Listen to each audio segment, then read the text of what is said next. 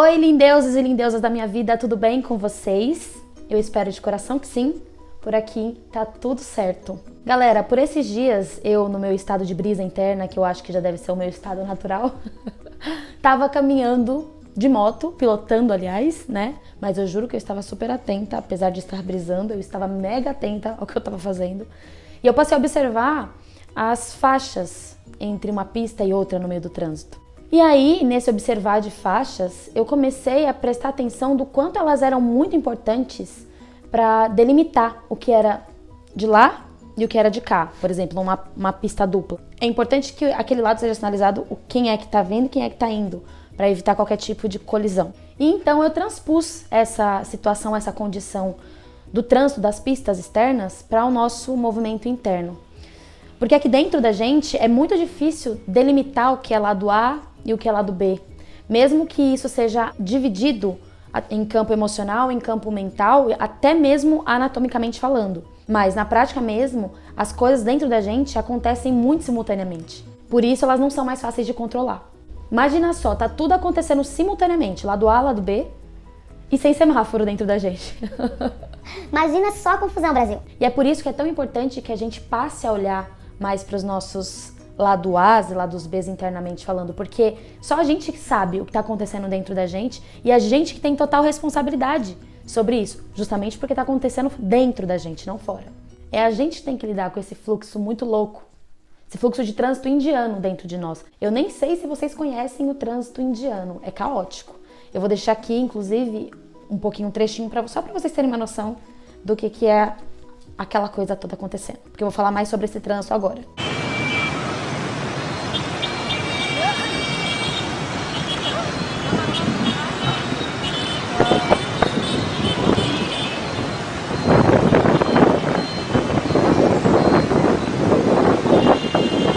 Viram só, gente, o Vucu Vucu? E é interessante vocês verem esse vídeo agora, porque a gente, individualmente, tem que cada um lidar com seus próprios trânsitos internos, né? Porém, simultaneamente a isso que está acontecendo dentro da gente, a gente também vai cruzar com milhares de pessoas no nosso caminho. E a gente vai ter que lidar também com pessoas que estão lidando com o seu próprio trânsito interno.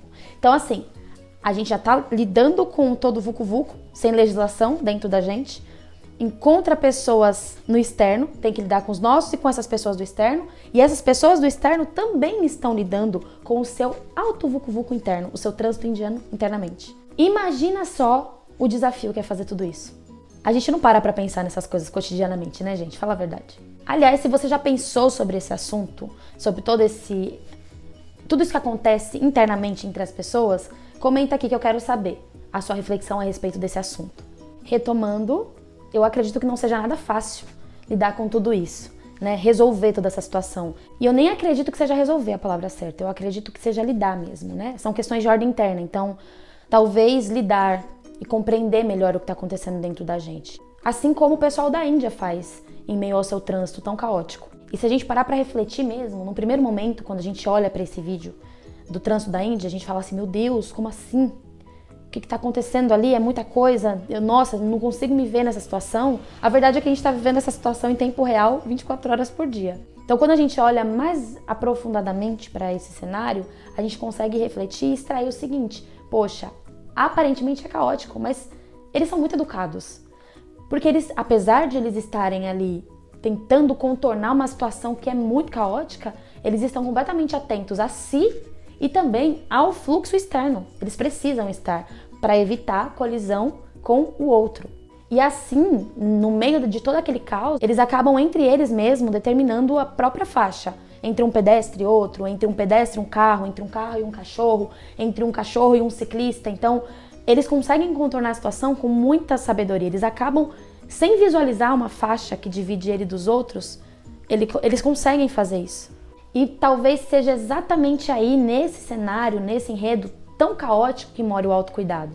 Jung, que é uma das minhas referências, tanto filosófica quanto de cunho profissional, ele diz o seguinte, que quando a gente conhece a nossa própria escuridão, fica mais fácil, né, menos tenso talvez, lidar com a escuridão do outro. Talvez uma vida só não seja suficiente para a gente conseguir aprender a lidar com tamanha escuridão, com tanto caos interno, né? Porque se a gente parar para pensar com todo esse fluxo emocional, mental que acontece dentro da gente, mais o fluxo externo, a gente vai acabar esbarrando em vários pontos cegos.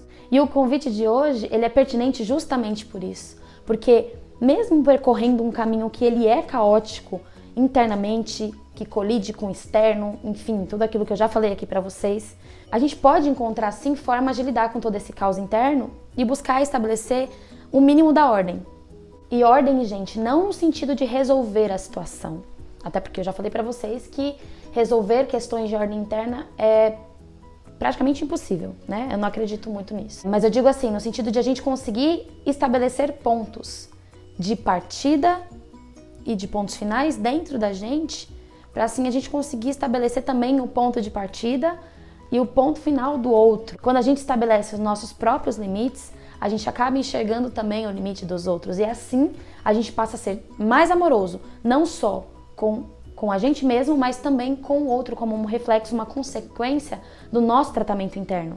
E aí a gente evita feridas, tanto em nós quanto no outro. A gente precisa trazer para a nossa consciência que a responsabilidade afetiva, a consciência coletiva, ela não pode ser estabelecida antes da gente olhar para a gente mesmo e estabelecer os nossos pontos internos. O outro, ele é uma pista que está contrária a nós, tanto por uma questão de segurança quanto por uma questão de reflexo.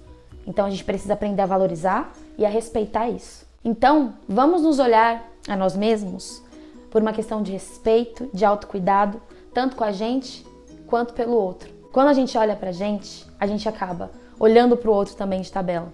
E a gente se divide dele. E aí a gente evita a colisão desnecessária. Então, esse foi o vídeo de hoje.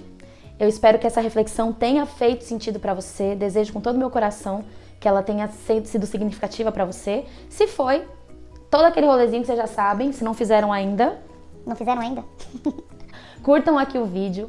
Comentem, deixem as suas considerações, as suas observações, vamos compartilhar, vamos trocar. Alguém que pode acessar esse vídeo pode ver um comentário seu que vai fazer muito sentido para ele. Então é importante também que vocês interajam não só para ranquear esse vídeo, mas também pelas outras pessoas que virão. Se fez sentido para você, pode fazer para uma outra pessoa. Se te fez lembrar de alguém, compartilha esse vídeo com esse alguém e vamos crescer essa rede de amor, ok, gente? Eu amo demais vocês, eu sou muito grata por vocês estarem até agora aqui comigo. E até o próximo vídeo. Um beijo, uma ótima semana pra vocês.